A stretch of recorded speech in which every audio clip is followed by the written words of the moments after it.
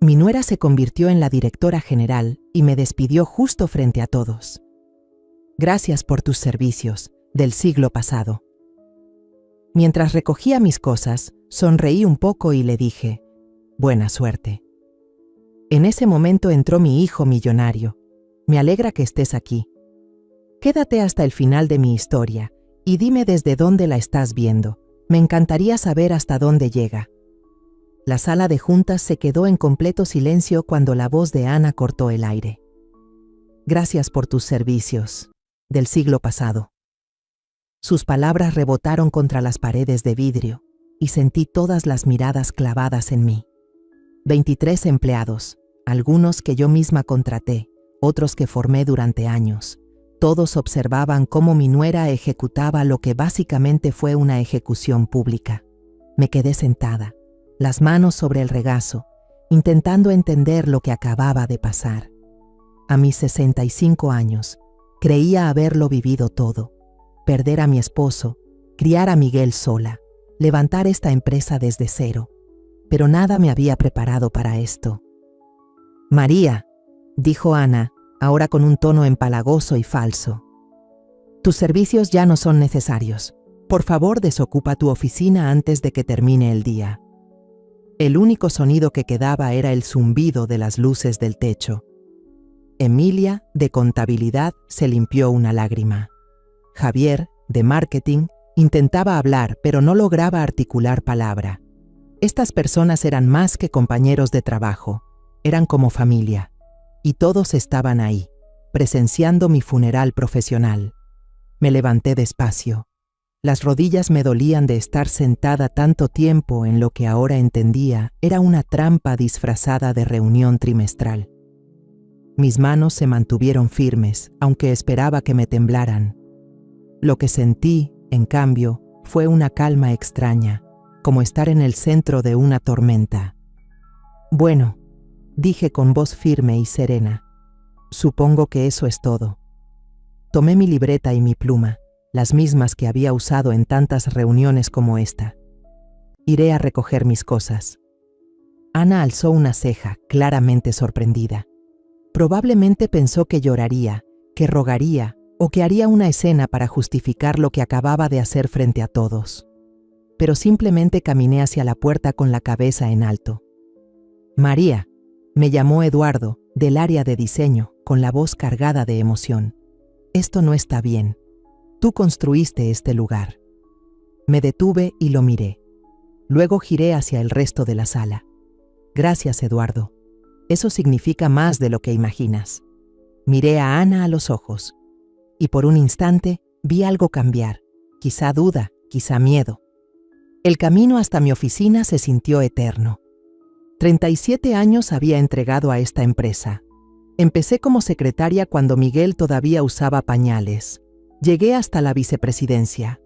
Vi cómo este lugar pasaba de ser un pequeño negocio familiar a convertirse en una empresa próspera de varios millones de euros. Y así, en apenas 5 minutos, se acabó. El crujido familiar de la puerta de mi oficina resonó al empujarla. Esa molestia que siempre quise arreglar pero nunca lo hice. Ahora sería problema de otra persona. La habitación que siempre se sintió como un segundo hogar se veía más pequeña, casi encogida por las últimas palabras de Ana, como si hubieran reducido todo lo que construí. Tomé la caja de cartón del armario, la que originalmente había guardado para donaciones.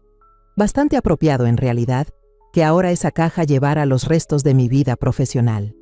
Empecé por los portarretratos, la foto de graduación de Miguel, una instantánea de nuestro primer gran contrato, una foto del equipo en la fiesta navideña del año pasado, cuando todos aún me sonreían.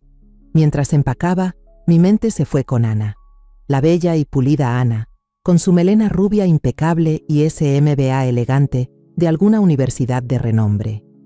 Apareció en nuestras vidas como un huracán hace 3 años, y Miguel cayó rendido. Yo intenté ser amable, intenté ver lo que él veía en ella, pero siempre hubo algo que no encajaba, como una comezón que no alcanzaba a rascarme. Un golpecito suave en la puerta me sacó de ese pensamiento.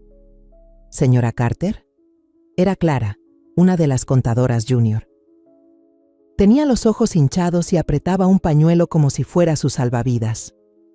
¿Sí, querida? Solo quería decirle que esto está mal. Todos sabemos cuánto ha hecho usted por esta empresa, por todos nosotros. Sus palabras me tocaron y le regalé una sonrisa cálida. Gracias, Clara, pero a veces el cambio es necesario. Aún al decirlo, ni yo misma me lo creía. Esto no tenía que ver con cambio ni con crecimiento. Era otra cosa por completo. Cuando se fue, seguí empacando en silencio. Mi taza de café astillada, marcada por una tensa reunión presupuestaria de hace años. Una suculenta diminuta que había sobrevivido contra todo pronóstico, a pesar de mi falta de habilidad con las plantas. La placa del reconocimiento comunitario de la Cámara de Comercio. Para las 4, mi oficina ya estaba vacía, salvo por los muebles. Las paredes, desnudas sin sus certificados y fotos familiares de siempre, hacían que el lugar se sintiera más frío. Me giré una vez más para mirar por la ventana, ese estacionamiento desde el cual había visto entrar y salir a tantas personas a lo largo de los años. Caminando con mi caja por el área abierta, sentía las miradas. Algunos lloraban, otros se escondían detrás de las pantallas fingiendo normalidad, pero yo los veía espiando. Ana estaba esperando junto al ascensor. Tenía los brazos cruzados, con una pequeña sonrisa altanera en los labios. ¿Llevas todo? Zrenia, dijo, con una voz plana, como si no le importara en absoluto. Ajusté la caja entre mis brazos y la miré fijamente. Realmente la miré. Ese traje de diseñador probablemente costaba más de lo que mucha gente gana en un mes. Los aretes de diamante brillaban justo en el ángulo correcto, y ese anillo de bodas, igual al que llevaba mi hijo, el mismo que lo tenía tan emocionado cuando ella le dijo, «Sí», le respondí con calma. Luego, casi sin pensarlo, sonreí. No por amargura ni por fingir. Fue una sonrisa real, casi serena. «Buena suerte, Ana. La vas a necesitar». Algo cambió en su cara por un segundo. Esa seguridad fría se tambaleó y por un instante fugaz vi algo que parecía pánico en sus ojos. Pero entonces se abrieron las puertas del ascensor y entré sin mirar atrás. Mientras descendía hacia el estacionamiento, seguía pensando en ese destello en su expresión. ¿Qué sabía ella que yo no sabía? ¿O quizás era al revés? ¿Qué sabía yo que ella creía que no sabía? El ascensor se detuvo con un leve sonido y caminé hacia mi coche. Esa sensación extraña y tranquila todavía me envolvía como una armadura. En el fondo, tenía esa corazonada rara de que las cosas no habían terminado realmente, ni de cerca. Sentada en mi coche en el estacionamiento de la empresa, mi mente se fue a aquella noche de primavera de hace 3 años, la noche en que Miguel trajo a Ana por primera vez a cenar. Debí haber escuchado a mi instinto en ese momento, pero el amor te hace ignorar muchas señales, y Miguel brillaba de felicidad. «Mamá, quiero que conozcas a alguien especial», me dijo ese martes por la tarde, con la misma emoción sin aliento que tenía de adolescente con su primer amor. ¿Puedes hacer tu famoso estofado este domingo?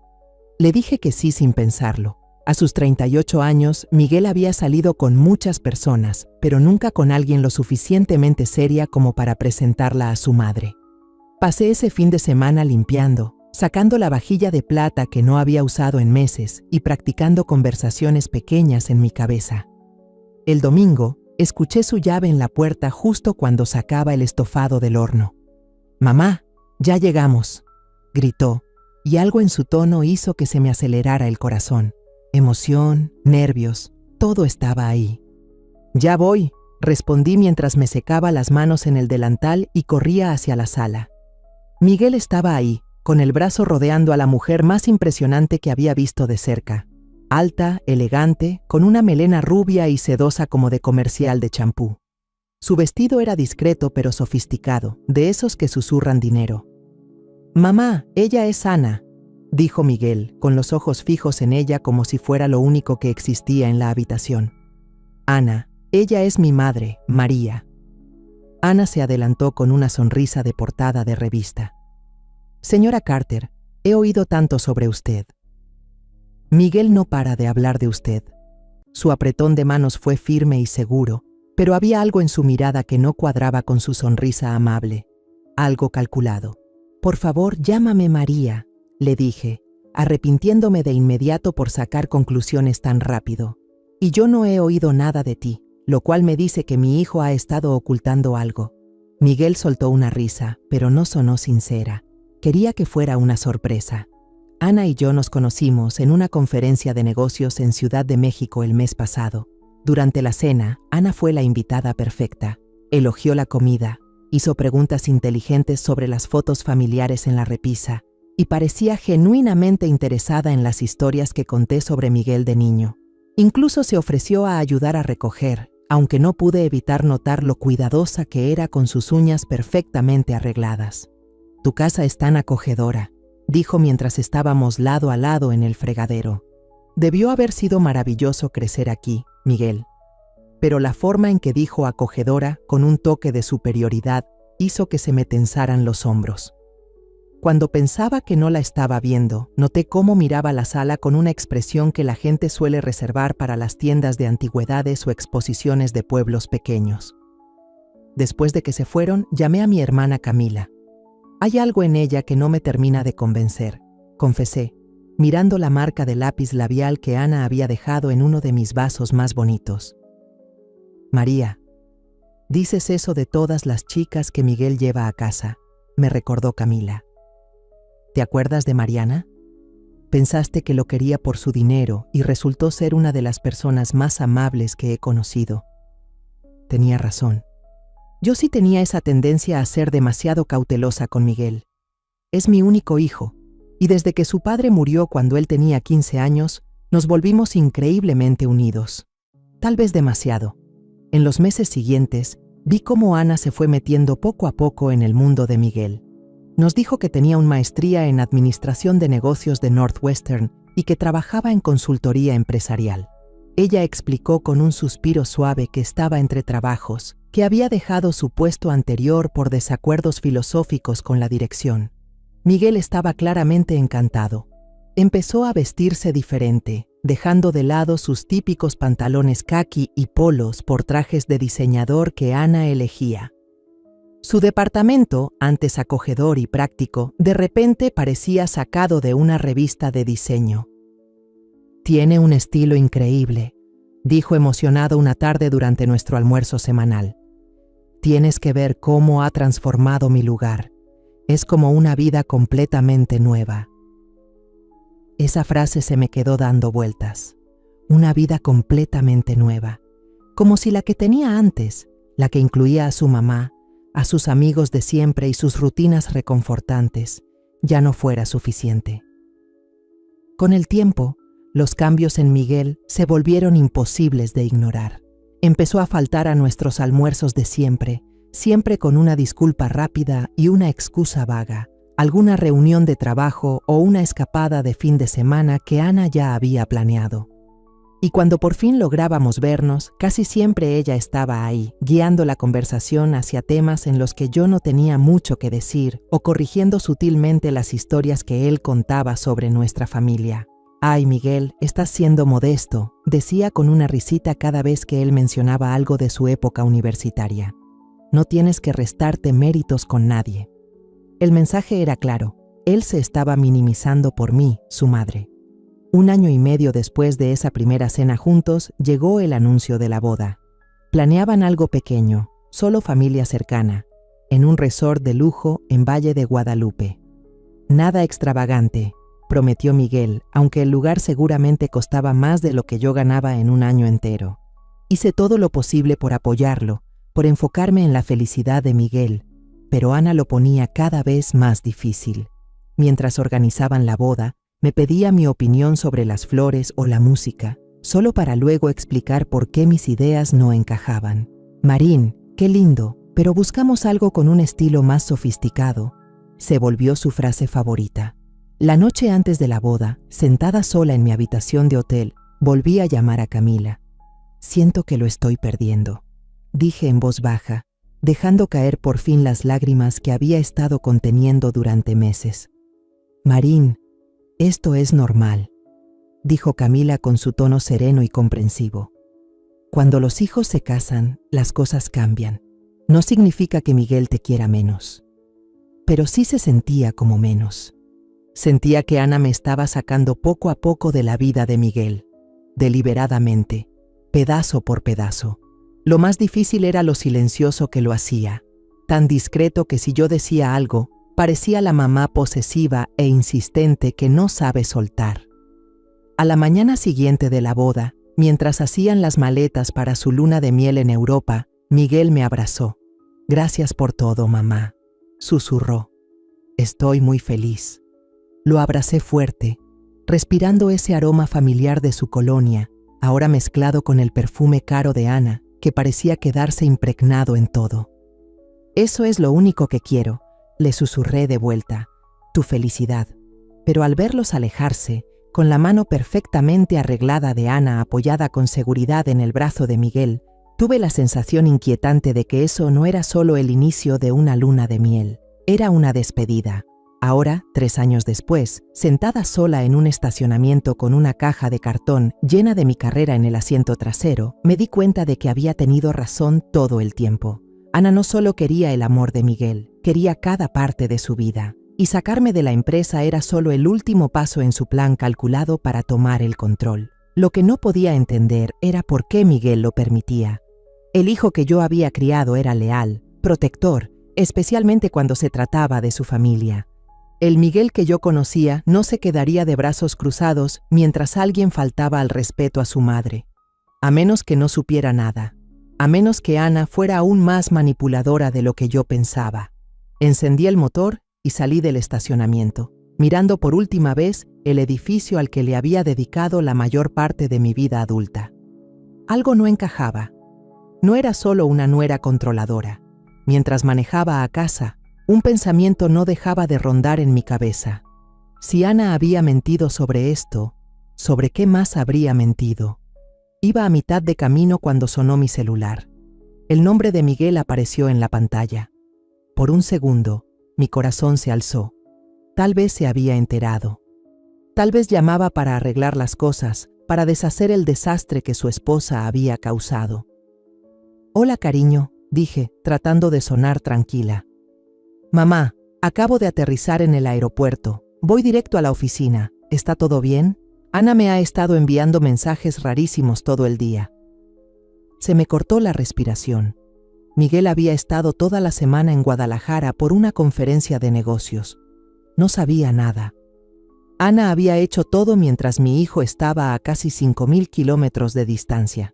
«Estoy bien, hijo. Solo tuve un día interesante en el trabajo». Entré al garaje, con las manos temblándome ligeramente en el volante. «Pero creo que deberías ir directo a casa. Seguro Ana te extrañó». Hubo una pausa.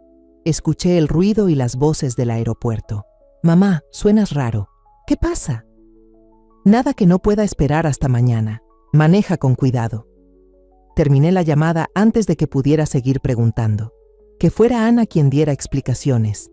Que intentara torcer la historia que se hubiera inventado para justificar haber despedido a su suegra mientras él estaba fuera. Ya en casa, me preparé una taza de té y me senté en la mesa de la cocina, mirando la caja de cartón que había traído. El silencio era abrumador después de tantos años de llamadas y fechas límites sin descanso. Por primera vez en décadas, no había nada urgente, nada pendiente. Mi teléfono vibró. Un mensaje de Clara. «Señora Carter, después de que usted se fue, Ana convocó una reunión de emergencia. Dijo que usted había estado malversando fondos y que por eso fue despedida. Todos sabemos que no es cierto, pero nos obligó a firmar acuerdos de confidencialidad. Lo siento mucho». La taza se me resbaló de las manos, derramando el té sobre la mesa. ¿Malversación? ¿Ana me estaba acusando de robar a la empresa que ayudé a construir? El descaro era increíble, pero más que eso, era preocupante. Si se atrevía a inventar algo tan grave, significaba que escondía algo mucho peor que solo deshacerse de mí. Agarré mi laptop e inicié sesión en el sistema financiero de la empresa, asumiendo que ya me habrían bloqueado el acceso. Para mi sorpresa, todavía tenía acceso. O Ana había sido más descuidada de lo que imaginaba, o estaba tan desesperada por echarme que se olvidó de quitarme los privilegios de administración. Lo que encontré me heló la sangre. En los últimos 6 meses, había habido múltiples transferencias desde la cuenta principal de la empresa a una cuenta subsidiaria que no reconocía, empezando por montos pequeños y luego creciendo. La más reciente, procesada esa misma mañana, era por 46.000 euros. Pero no fue el dinero lo que me hizo temblar las manos mientras seguía revisando. Fueron las firmas de autorización. Cada transferencia había sido aprobada por 2 personas, Ana Carter y alguien identificado como M. Carter, listado como autorizador secundario, el nombre de Miguel, o por lo menos una firma que se veía idéntica a la suya. Imprimí los estados de cuenta con el zumbido de la impresora resonando en el silencio de la casa. Había 23 transferencias no autorizadas en total, que sumaban más de 185.000 euros, y cada una parecía contar con la aprobación de mi hijo. O bien Miguel estaba directamente involucrado en lo que fuera que Ana estuviera haciendo, o ella había estado falsificando su firma. El portazo de un coche afuera me sacó de mis pensamientos. A través de la ventana de la cocina, vi el BMW de Miguel en la entrada y lo observé avanzar furioso hacia la puerta principal, con una expresión de ira que no le veía desde su adolescencia. No tocó. Abrió la puerta y entró como un torbellino. «Mamá, ¿qué demonios pasó hoy?» Su corbata colgaba suelta, el cabello revuelto de tanto pasarse las manos por encima. «Ana me dijo que renunciaste, pero tengo a medio equipo escribiéndome y llamándome diciendo que te despidieron. ¿Y algo sobre un robo?» Le señalé la silla frente a mí. «Siéntate, Miguel, tenemos que hablar». «No quiero sentarme. Quiero saber por qué mi esposa me dice una cosa y mis empleados otra». Se quedó de pie, los puños cerrados con fuerza. «Empieza desde el principio». Así que lo hice. Le conté todo, la reunión, el despido frío de Ana, su acusación de malversación que aparentemente compartió con el personal después de que me fui. Vi cómo el rostro de Miguel cambiaba de incredulidad a enojo y luego a algo que casi parecía alivio. «Eso no es posible», dijo cuando terminé. «Ana no haría algo así. Ella sabe lo que tú significas para mí, todo lo que has hecho por la empresa». Deslicé las impresiones por la mesa. «Entonces explícale esto». Miguel tomó los papeles, sus ojos recorriendo las cifras. Observé su rostro mientras leía, las transferencias, las fechas, los montos. Cuando llegó a las páginas con las firmas, se puso pálido. «Esta no es mi firma», dijo en voz baja. «Nunca autoricé ninguna de estas». Yo sabía que no lo habías hecho. Me miró y en ese momento vi al niño que fue alguna vez, confundido, herido, buscando respuestas en el rostro de su madre. «Pero si yo no firmé esto y tú no autorizaste esas transferencias, entonces tu esposa ha estado robando a la empresa y falsificando tu firma para encubrirlo». El silencio entre nosotros se volvió denso. Pude ver cómo intentaba procesarlo todo, dividido entre la mujer con la que se casó y los hechos frente a él.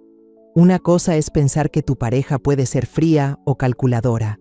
Otra muy distinta es darte cuenta de que ha cruzado una línea legal. «Tiene que haber una explicación», dijo al fin, pero ni él mismo sonaba convencido. Tal vez pensaba que estaba protegiendo a la empresa de alguna manera. Tal vez me falta algo en los libros. Extendí la mano por la mesa y le tomé la suya con suavidad. «Cariño, sé que esto es difícil, pero mira el patrón. Me despidió cuando tú estabas fuera. Me acusó de hacer lo que en realidad ella ha estado haciendo, e hizo que tu personal firmara acuerdos de confidencialidad para que nadie hablara. Eso no es proteger a la empresa, eso es encubrir un delito». Miguel apartó la mano y empezó a caminar de un lado a otro en mi cocina. «Si esto es verdad, si realmente nos ha estado robando, entonces no solo está traicionando al negocio, me ha estado mintiendo todos los días. Me da miedo que esto venga de más atrás de lo que pensamos». Se detuvo y giró la cabeza hacia mí de golpe. «¿Qué estás diciendo?». Hice una pausa. Llevaba 3 años sospechando de Ana, pero decirlo en voz alta era cruzar una línea de la que no podría volver. Cuestionar el núcleo de su matrimonio significaba que ya no habría marcha atrás. «Mamá, ¿qué estás diciendo?». «Creo que te ha estado mintiendo desde el principio». Miguel se dejó caer en la silla frente a mí, con el rostro entre las manos. «Necesito pruebas. Antes de hacer cualquier cosa, antes de hablar con ella, necesito pruebas irrefutables. Las tengo. Por doloroso que fuera verlo intentar proteger a alguien que nos estaba destruyendo a los dos, lo entendía. Había construido una vida con esa mujer, imaginado todo un futuro a su lado. No te alejas de algo así, solo por unos estados de cuenta bancarios y el instinto de una madre. ¿Qué tipo de prueba?, pregunté. Él levantó la mirada hacia mí, y había algo nuevo en sus ojos, algo más frío, más decidido, como lo que solía tener su padre. Ese tipo de mirada que no deja lugar a dudas, la que me recuerda con quién me casé realmente. Mientras estaba ahí sentado, perdido en sus pensamientos, sentí que algo empezaba a cambiar. La lealtad a la que se había aferrado durante 3 años comenzaba a desmoronarse. Empezaba a ver lo que yo había visto desde el principio. Pero también sabía que descubrir la verdad sobre alguien a quien amas te cambia de formas que no siempre puedes prever. Al mirar a mi hijo, con el rostro pálido y cargado de traición, me pregunté si no habría sido más compasivo protegerlo de todo esto. Pero ya era demasiado tarde. La verdad había salido a la luz y ya no se podía detener el daño. Ya se estaba extendiendo, como grietas sobre un cristal helado. Lo único que quedaba por preguntarse era cuánto más se rompería antes de que todo terminara de colapsar. «Me voy a casa», dijo Miguel finalmente. «Necesito revisar nuestras cuentas, ver si hay más señales de alerta que pasé por alto. Y necesito encontrar la forma de arreglar esto sin destruir todo por lo que hemos luchado tanto». Lo acompañé hasta la puerta, con el pecho apretado al verlo esforzarse por mantenerse firme. «Miguel, sin importar lo que descubras, sin importar lo que decidas hacer, estoy aquí. Siempre he estado aquí». Me abrazó, y por un segundo breve, fue como tener entre los brazos al niño que solía consolar cuando el mundo lo asustaba. «Lo sé, mamá. Siento que me haya tomado tanto tiempo darme cuenta». Al ver su auto desaparecer por la calle, una mezcla de emociones agridulces me invadió. Había tenido razón sobre Ana desde el principio, pero esa verdad vino con un precio alto. La felicidad de mi hijo y el futuro que él había imaginado con la mujer que creía conocer. La casa se sintió más callada después de que se fue, pero no era el silencio de algo que termina. Era la calma justo antes de que todo se derrumbe. Mañana, Miguel empezaría a destapar las mentiras de su esposa, y algo en mi interior me decía que lo que había descubierto hoy era solo la punta de una verdad mucho más oscura. El teléfono sonó a las 6 de la mañana. Ya llevaba horas despierta, mirando el techo, atrapada en las revelaciones del día anterior. Cuando vi el nombre de Miguel en la pantalla, todo mi cuerpo se tensó. «Mamá, necesito que vengas, ahora». Su voz sonaba agotada, distante. «No llames, solo ven». Y luego, «Mamá, trae tu llave de la oficina. Necesito entrar al escritorio de Ana». Me vestí deprisa y conduje por las calles aún dormidas, con la mente a 1000 por hora. ¿Qué había encontrado? ¿Qué tan peor podía ser esto? La casa estaba casi a oscuras, excepto por una luz tenue que salía de su estudio. Entré con la llave de repuesto que me había dado cuando todo era más simple, cuando ser su mamá aún significaba formar parte de su vida.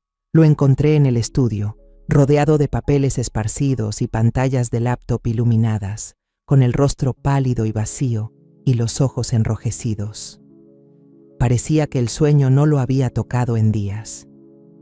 «¿Miguel?», dije suavemente, como si intentara no asustar a un animal herido.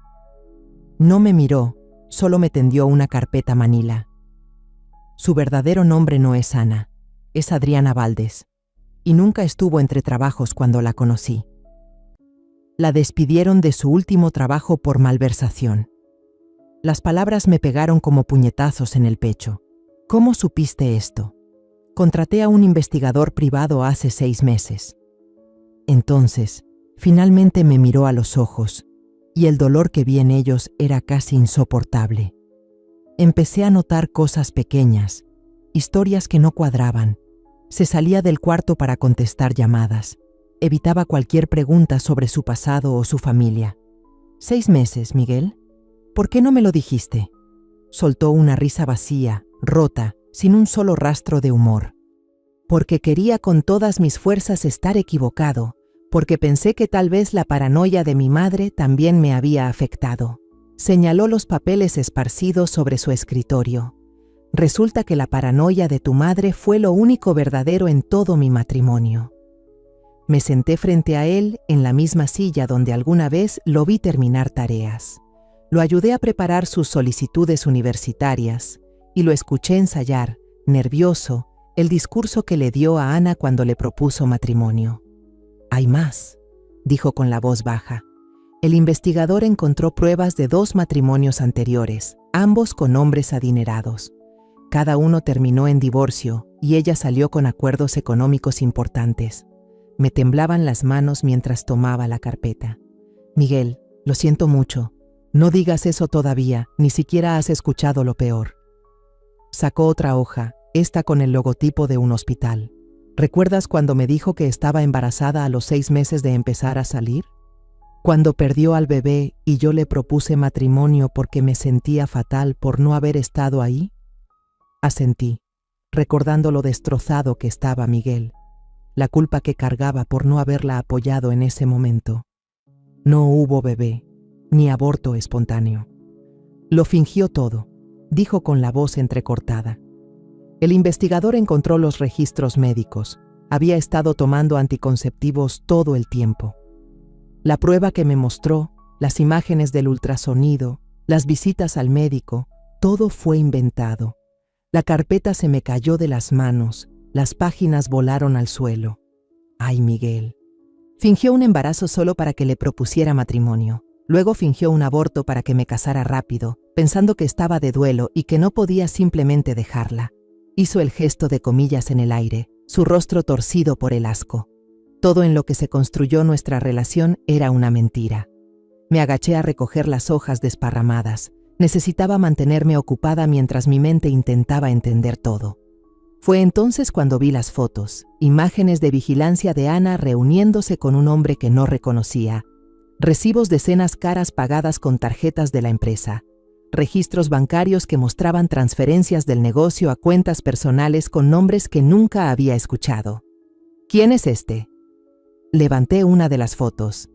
Tomás Ruiz, su verdadero novio. Han estado juntos todo este tiempo. La voz de Miguel estaba más tranquila ahora, como si decirlo en voz alta le diera control otra vez. El investigador lo siguió durante semanas. Estaban viviendo en un departamento en el centro que ella compró con dinero robado de nuestro negocio. Cada vez que decía que tenía que trabajar hasta tarde, hacer un viaje por la empresa o visitar a su mamá enferma, estaba con él. Bajé la mirada a la foto de Ana, sonriendo y tocando el brazo de ese desconocido como si fuera algo natural. Se la veía relajada, feliz, más feliz de lo que jamás la había visto con Miguel. ¿Cuánto tiempo llevas sabiendo todo esto? El informe final llegó ayer por la mañana mientras aún estaba en Guadalajara. Por eso regresé de inmediato, por eso vine directo a la oficina en vez de ir a casa. Tenía planeado enfrentarla, pedirle respuestas. Se pasó las manos por la cara. En lugar de eso, descubrí que ella había despedido a mi mamá y estaba difundiendo rumores sobre malversación de fondos. Fue entonces cuando entendí que estaba acelerando el plan que ya tenía en marcha. El final del juego. Miguel abrió su laptop y la giró hacia mí. En la pantalla había una solicitud de divorcio, ya completada y lista para ser presentada. Ha estado planeando divorciarse de mí durante meses. Según esto, me acusa de abuso. Dice que la obligué a trabajar en la empresa, que la mantuve alejada de su familia y amigos. Su risa fue seca y cortante. La única familia y amigos que tiene son de mentira, pero al parecer eso no importa en un tribunal de divorcio. Pero con todas estas pruebas de fraude, ha sido muy astuta. La mayor parte del dinero desaparecido está escondido en cuentas con nombres que suenan como gastos legítimos de la empresa. Las firmas falsificadas están tan bien hechas que se necesitaría un perito caligráfico para detectarlas. Y ha estado armando su caso contra mí durante meses, creando registros falsos de supuestos abusos, historias falsas sobre cómo la controlo. Sentí un vacío en el estómago. Ella ha estado manipulando todo esto desde el primer día. En realidad, desde antes. El investigador cree que ya lo ha hecho antes, probablemente con sus 2 exmaridos. Se casa rápidamente con un hombre exitoso, obtiene acceso a su dinero, lo drena mientras prepara su caso para el divorcio y luego desaparece con todo lo que puede llevarse.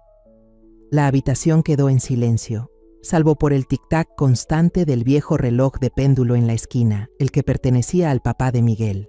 Pensé en todas esas cenas en las que Ana se sentaba en nuestra mesa, en todas esas fiestas en las que actuaba agradecida al abrir regalos, en todas las veces que guardé mis sospechas para mí. «Hay algo más», dijo Miguel en voz baja, «algo que necesito mostrarte en la oficina. Algo que encontré en su computadora y que explica por qué estaba tan desesperada por deshacerse de ti ayer». «¿De qué estás hablando?» «Ella supo desde el principio que tú no confiabas en ella. Ha estado vigilando el uso que hacías de la computadora, siguiendo los archivos que abrías, los informes que revisabas. Te despidió porque tenía miedo de que estuvieras acercándote demasiado a la verdad». La ironía era cruel. Ana estaba tan ocupada observándome a mí que no vio que Miguel la estaba observando a ella. «¿Y ahora qué?», pregunté. Miguel cerró la laptop y se recostó en su silla. «Ahora vamos a la oficina y sacamos toda la evidencia que podamos. Luego llamamos a la policía y presentamos cargos: fraude, malversación de fondos, robo de identidad. Después de eso presento el divorcio e intento salvar lo que queda del negocio. Y en lo personal, ¿cómo estás?». Por primera vez desde que llegué, su calma se quebró. «No lo sé, mamá. Pensé que sabía quién era ella. Creí que la amaba. Pero, ¿cómo empieza uno a lidiar con todo cuando se da cuenta de que todo lo que pensaba que era verdad en su vida resulta ser una mentira?». Extendí la mano por encima del escritorio y tomé la suya. «Un día a la vez. Una verdad a la vez. Y recuerda, no todo fue una mentira. Tu familia es real. Las personas que de verdad te quieren son reales. La empresa que construimos juntos es real». Me apretó la mano. «Lamento haber permitido que ella se interpusiera entre nosotros. Lamento no haberte escuchado. No tienes que lamentar haber amado a alguien, incluso si no lo merecía. Lo que sí deberías lamentar es haber dudado del instinto de tu madre». Sonreí, tratando de aligerar un poco la carga. Él me devolvió una sonrisa leve. «Tu juicio siempre ha sido impecable, especialmente sobre la gente que no nos merece». Mientras nos preparábamos para ir a la oficina y reunir las pruebas que expondrían a la mujer que casi destruyó nuestra familia y nuestro negocio, sentí una especie de calma extraña. La verdad dolía, mucho, pero seguía siendo la verdad, y por muy dura que fuera, siempre era mejor que vivir una mentira. La verdadera pregunta ahora era, ¿qué más había ocultado Ana? Si había sido tan calculadora al planear su salida, ¿qué otras trampas nos habría dejado? Al ver el rostro de mi hijo tensarse de concentración mientras recogía las pruebas, me di cuenta de que, sin importar lo que descubriéramos, lo enfrentaríamos juntos, como siempre debimos haber hecho, antes de que una manipuladora experta lo convenciera de que su propia madre era el problema. Ahora que la verdadera amenaza había salido a la luz, ella no tenía ni idea de lo que se venía. Llegamos a la oficina a las 7:30. Una hora entera antes de que se esperara a alguien más. Las manos de Miguel temblaban ligeramente al girar la llave en la puerta principal y vi cuánto lo estaba afectando todo esto. Lo que encontráramos en la oficina de Ana marcaría el colapso final de su matrimonio. Pregunté en voz baja mientras caminábamos por el pasillo en silencio. ¿Estás seguro de esto? Él asintió. Tengo que estarlo. Si quiero reconstruir esta empresa, si quiero reconstruir mi vida, necesito saberlo todo. Nos detuvimos frente a la oficina de Ana, y ella llega en una hora. Si vamos a hacerlo, es ahora o nunca. Usé mi llave maestra para abrir la puerta, la misma que probablemente olvidó que aún tenía cuando planeó sacarme del camino. El lugar estaba tan impecable como siempre.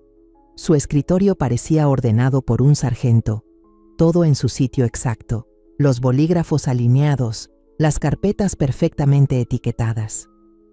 Miguel fue directo a su computadora mientras yo abría los cajones para comenzar a buscar. En el cajón inferior, debajo de un montón de archivos comerciales legítimos, encontré una carpeta marcada como seguro personal. Dentro había montones de correos electrónicos impresos entre Ana y Tomás Ruiz, hablando casualmente de planes que me revolvieron el estómago. «Miguel, necesitas ver esto». Él levantó la vista de la pantalla, ya con el rostro tenso. «¿Primero las malas noticias o las peores?». Le pasé la carpeta. «Empecemos con las malas y vayamos cuesta abajo desde ahí». A medida que pasaba las páginas, su expresión se oscureció. «Ella me ha estado preparando para culparme de malversación. Mira este de la semana pasada», señaló un correo. «Em está empezando a sospechar del dinero que falta. Es hora de acelerar el cronograma. Asegúrate de que las pruebas lo incriminen a él, no a nosotros». ¿Las pruebas lo incriminen a él? Miguel giró el monitor hacia mí.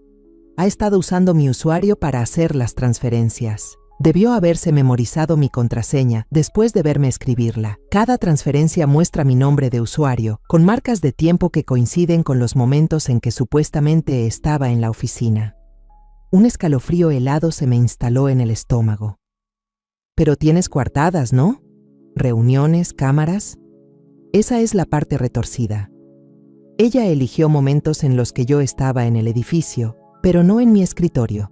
Reuniones, el almacén, la hora del almuerzo. Si alguien revisaba, parecería que simplemente me levanté y dejé la sesión abierta.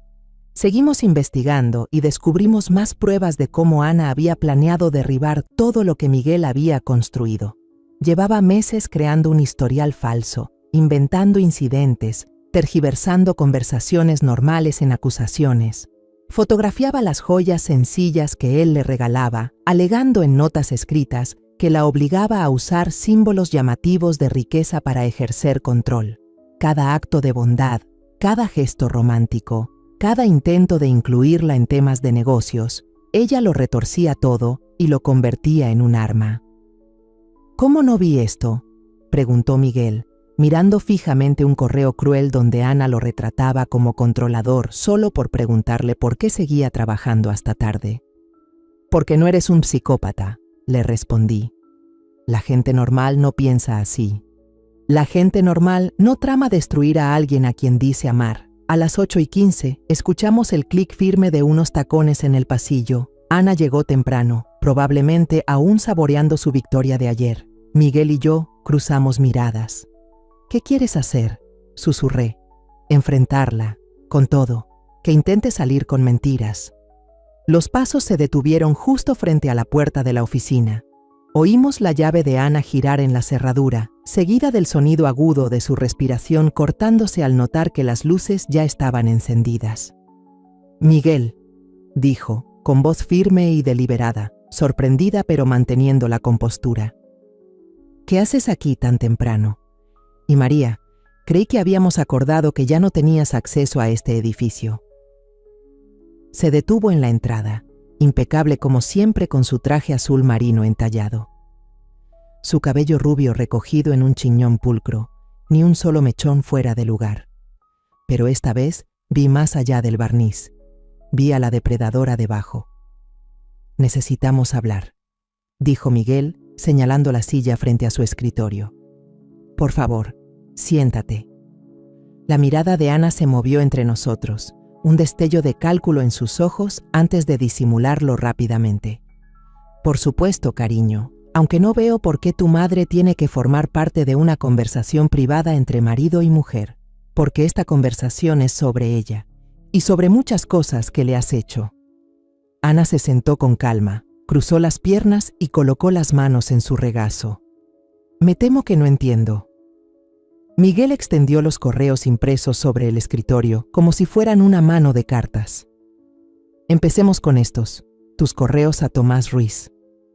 El rostro sereno de Ana se quebró por un segundo. El pánico cruzó fugazmente por su cara antes de recomponerse. «No sé de qué estás hablando». «¿De verdad?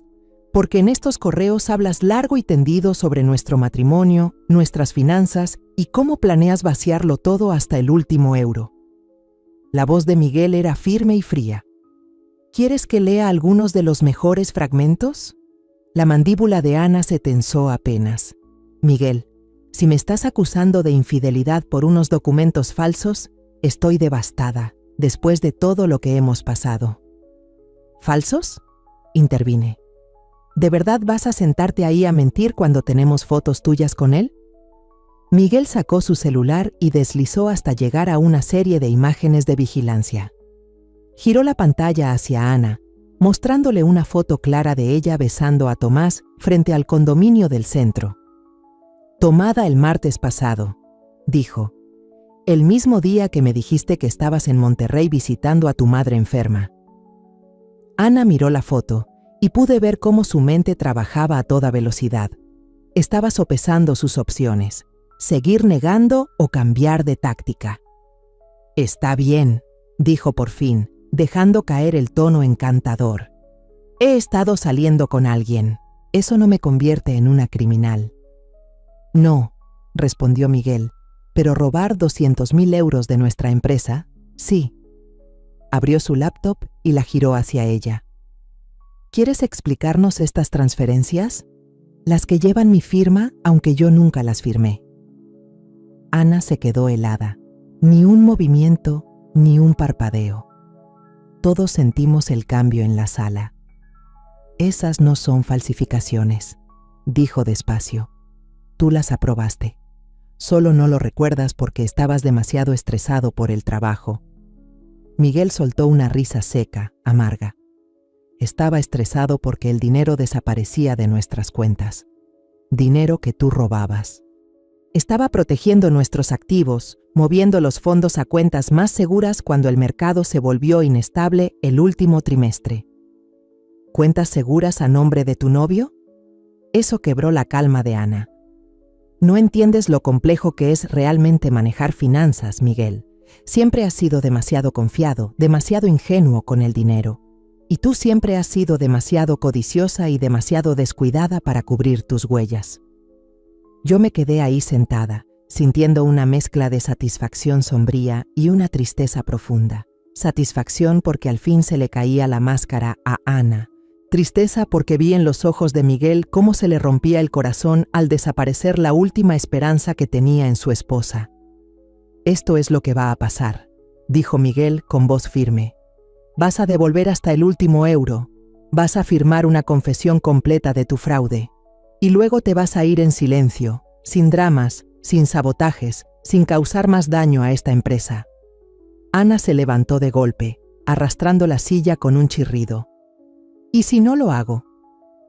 Entonces llamo a la policía y te arrestan por malversación, fraude y suplantación de identidad. Tú decides. La sala se congeló por un momento.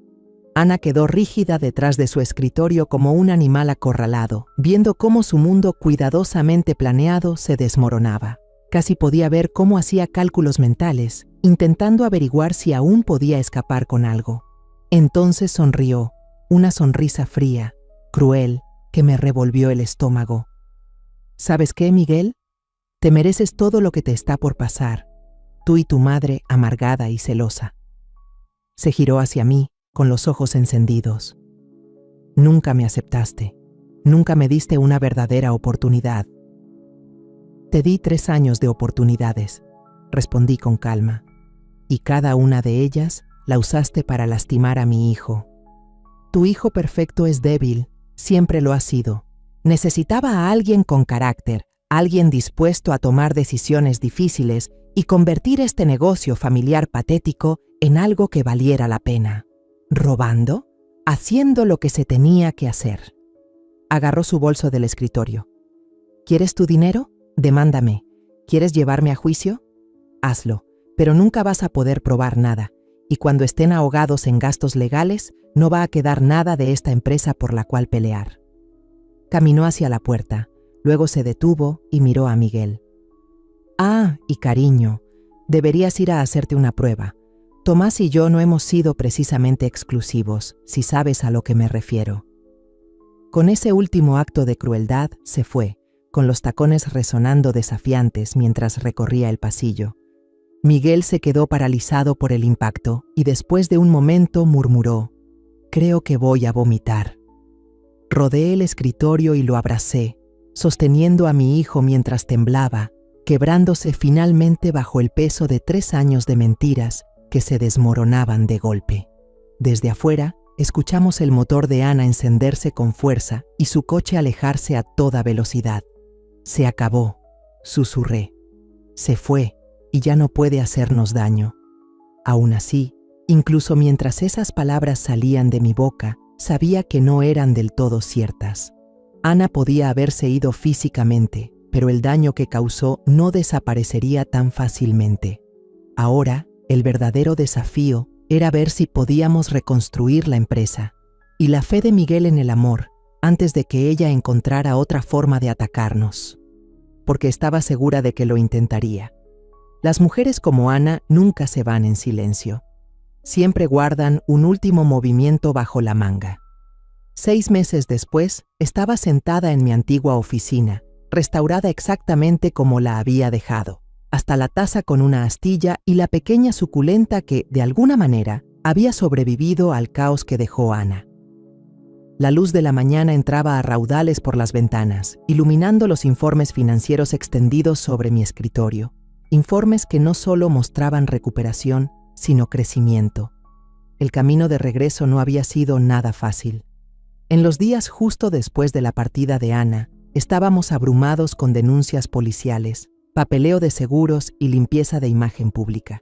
Y tal como lo prometió, trató de hundirnos aún más, iniciando una contrademanda, acusándonos de abuso y despido injustificado. Pero el caso se vino abajo en cuanto intervino el equipo de delitos financieros del FBI. Su investigación lo confirmó.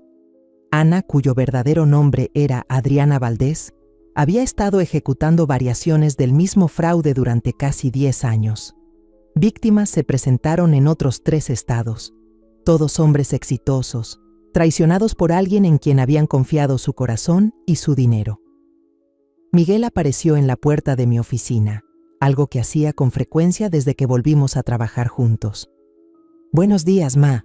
Café, por favor». Lo miré, notando en silencio lo mucho mejor que se veía en comparación con unos meses atrás. Esa expresión vacía y atormentada ya no estaba. En su lugar había una calma que casi parecía paz. Puso una taza tibia frente a mí y se sentó en la misma silla que solía ocupar de niño, cuando se quedaba hasta tarde mientras yo trabajaba, haciendo tarea o simplemente estando cerca. «El contrato con Torres se concretó», dijo dejando escapar una sonrisa. «Quieren que manejemos toda su expansión en la costa del Pacífico. Es una noticia maravillosa». Y de verdad lo era. Ese acuerdo nos pondría completamente en números negros, borrando por fin los últimos restos del desastre financiero que había dejado Ana. «Hay otra cosa», añadió Miguel cambiando el tono. «El detective Hernández llamó esta mañana. Ya fijaron la fecha del juicio de Ana». Sentí esa presión tan familiar en el pecho, incluso con ella tras las rejas, incluso sabiendo que ya no podía alcanzarnos. La idea de verla otra vez todavía me inquietaba. «¿Vas a testificar?», Zrenia pregunté. «Solo si me necesitan», respondió él. «Pero Hernández cree que ya tienen suficiente evidencia sin hacernos pasar otra vez por esa pesadilla. Ahora ella enfrenta cargos federales en 4 estados. El fiscal espera que acepte un acuerdo». Asentí levemente, tratando de reprimir los recuerdos de esas semanas sombrías en las que temíamos perderlo todo. «Bien, cuanto antes termine esto, mejor». Miguel me observó con atención, con esos ojos agudos y atentos que heredó de su padre, estudiando mi rostro. «Aún estás enojada». «No estoy enojada», dije, «solo decepcionada. Decepcionada de que alguien pudiera ser tan calculadora, tan fría, capaz de destrozar a personas que realmente se preocuparon por ella». «He estado pensando mucho en eso últimamente», dijo Miguel en voz baja, «en cómo logró engañarme por completo». Era la conversación que ambos habíamos evitado durante meses. Miguel había cargado con la culpa, reprochándose no haber detectado las mentiras de Ana, haber permitido que se interpusiera entre nosotros, casi perdiéndolo todo, su familia, su negocio, por alguien que nunca lo amó. «La amabas», dije suavemente, «o al menos amabas a quien creías que era. Eso no te hace débil, cariño, solo significa que eres humano. Pero tú la viste tal como era desde el principio, ¿por qué yo no? Dejé mi café sobre la mesa y me recosté, buscando las palabras. Porque yo la vi como una amenaza para mi hijo. Tú la viste como alguien con quien podías construir una vida. Ambos teníamos razón, de distinta manera. Debería haberte escuchado. Tal vez, pero entonces siempre te habrías preguntado si tomaste la decisión equivocada. Algunas lecciones solo se aprenden por las malas. Miguel guardó silencio, mirando por la ventana hacia el estacionamiento donde todo este lío había comenzado hace 6 meses. Estoy saliendo con alguien, dijo de pronto. Mi corazón dio un vuelco. ¿Ah, sí? Se llama Emilia. Es maestra en la escuela primaria que está a la vuelta de mi casa. Nos conocimos en esa cafetería de la calle 5 de Mayo. Sonrió y fue la primera sonrisa sincera que le vi al hablar de una mujer desde Ana. No es como lo que antes creía que quería. Cuéntame de ella. Es tranquila, reflexiva. Me hace reír, no porque se esfuerce por impresionarme, sino porque simplemente se siente natural. Dudó un momento. Sabe lo de Ana, todo lo que pasó. Se lo conté desde el principio. No quería mentiras entre nosotros. ¿Y? Y dijo que el hecho de que aún pudiera confiar en alguien lo suficiente como para decir la verdad significaba que iba a estar bien. Me miró directo a los ojos. Me gustaría que la conocieras, si te parece bien. La pregunta quedó flotando entre nosotros. Ambos sabíamos que no se trataba solo de presentar a su nueva novia. Se trataba de confianza. De si realmente había aprendido del pasado, de si nuestro vínculo era lo suficientemente fuerte como para resistir la entrada de alguien nuevo en su vida. Me encantaría conocerla, dije, y lo decía en serio. ¿De verdad? De verdad. Pero Miguel, quiero que me prometas algo, lo que sea. Prométeme que pase lo que pase con Emilia o con cualquier otra persona que conozcas, no vas a permitir que te alejen de tu familia. Lo que tenemos, lo que hemos reconstruido, importa. Vale la pena aferrarse a eso. Extendió la mano sobre el escritorio y tomó la mía. Te lo prometo, mamá. Nunca más. Esa misma tarde, justo cuando me estaba preparando para irme, Clara llamó a mi puerta.